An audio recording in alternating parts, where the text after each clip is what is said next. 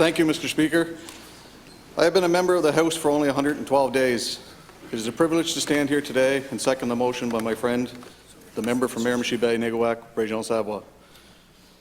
As this is my first speech in the House, it is an honour to be able to speak briefly about my constituency, Southwest Miramichi Bay de Vienne. Mr. Speaker, I would like to begin with a very personal note and a simple thank you to my family.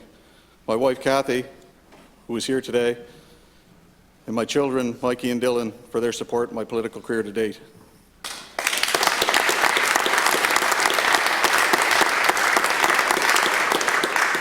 I am proud of the great province of New Brunswick and all it has to offer.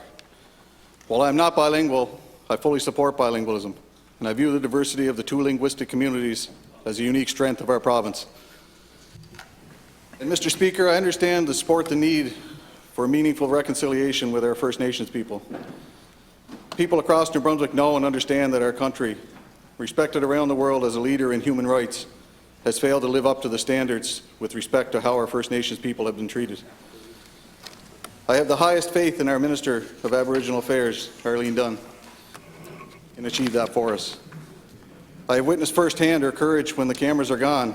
She stands on principle, and she stands up for the people when they need it.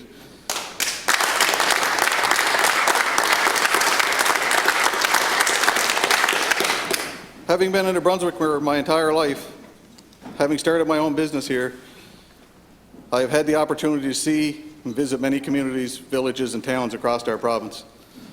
While I have seen and understood the beauty of our entire province, there is no place like home, Mr. Speaker.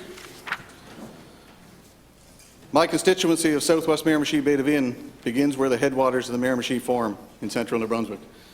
From there, those waters flow through the communities which have existed along our rivers for generations: McGivney, Taxis River, Parker's Ridge, Astle Settlement. The river makes its first bold appearance in Boys Town, through Porter's Cove and Doketown. The geographical centre of our province and the home of the world-famous Woodsman Museum and Atlantic Salmon Museum. Keeping on through Blissfield, into Blackville, Renews, Howards, the Rapids, Corryville, and Pineville. Pineville being the location of the Red Bridge Road, where I have already had some success in advocating for my constituents here in the capital. My work there is not yet finished. I look forward to working with my friend, Minister Jeff Carr, to finish this work.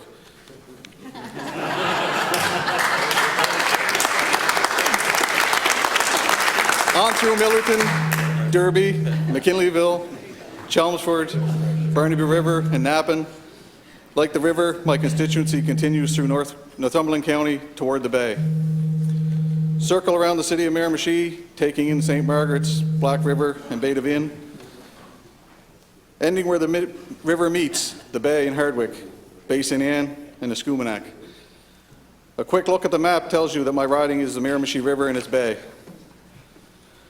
I am proud to represent this riding and the people and communities in it, Mr. Speaker. My promise to them is to work hard and always put their interests first, to remain true to my own convictions. I would like to again thank my constituents for placing their trust in me for this. Politics has never been a passion or a calling for me, but it was always a topic of discussion in my family. The Conservative Party has always been an extension of the family business and the Dawson family.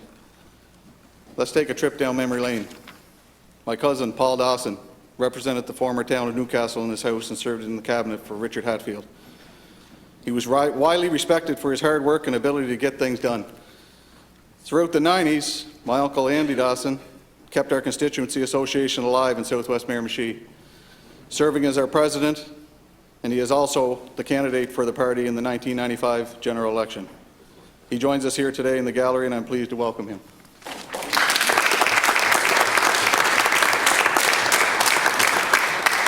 His son Andrew Dawson, also with us in the gallery today, worked in the Premier's office of Bernard Lord as an executive assistant for former Minister Margaret Ann Blaney.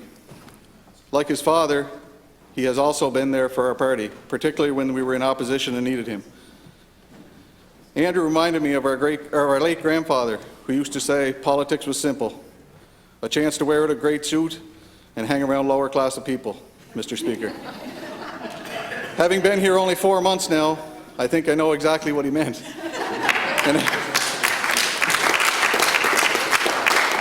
haven't figured it out, I think, who we meant. But for my own part, I will work hard, and I promise to be honest, fair in my dealings with every person, whether it be from my own party or another, whether they are a constituent, a government employee, an interested party, and I hope that I can prove that saying wrong.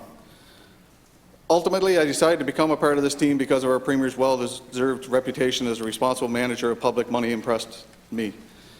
And after meeting him, I quickly decided that he was a good man and that New Brunswick were all well served by his stable leadership. While he is not perfect, no one is, Mr. Speaker, and at the end of the day, I felt Blaine Higgs was involved in politics for all the right reasons.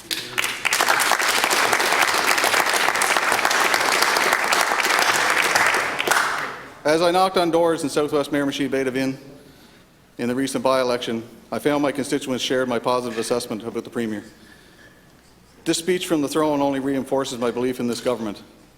We understand that the private sector economy is where taxes come from.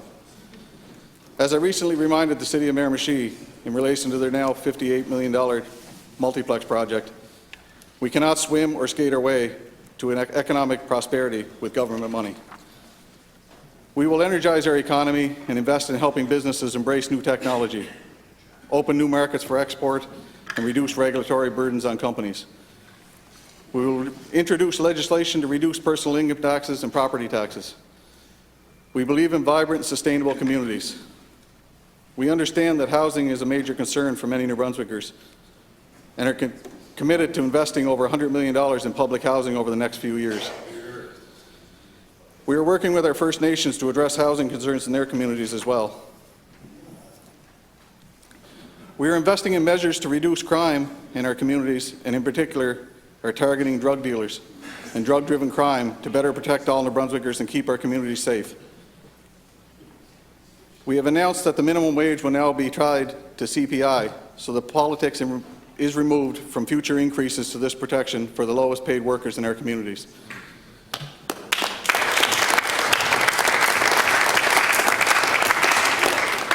We are committed to making health care dependable again for New Brunswickers by eliminating the backlog for Medicare coverage and increasing access to mental health and addiction services, among other many things. This government understands, in addition to a strong economy, we need to protect our environment. We are investing nearly $50 million in the next year in 83 different projects which address climate concerns.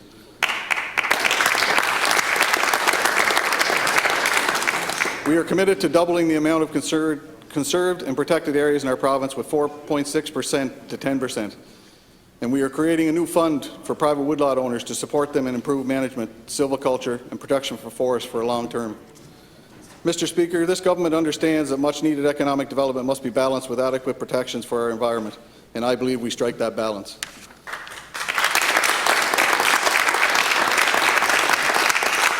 This government understands that we must govern smarter and more efficiently, that we must achieve savings wherever possible, that our private sector, businesses and individuals can thrive without the burden of ever-increasing taxes.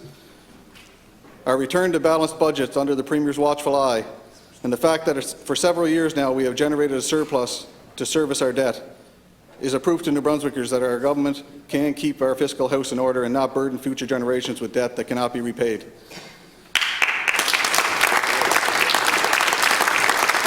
Mr. Speaker, Miramichiers are proud and hard-working New Brunswickers who are firm in their convictions. We speak our mind, and we expect our politicians to do the same on our behalf. I am pleased to inform my constituents that I have been doing that just here in Fredericton since I became a member of this House, and that the Premier has heard their concerns. Because of all of this, Mr. Speaker, it is my sincere pleasure to lend my voice to that of my colleague from Miramichi Bay, Nigawak, to second the speech from this throne. Thank you, Mr. Speaker.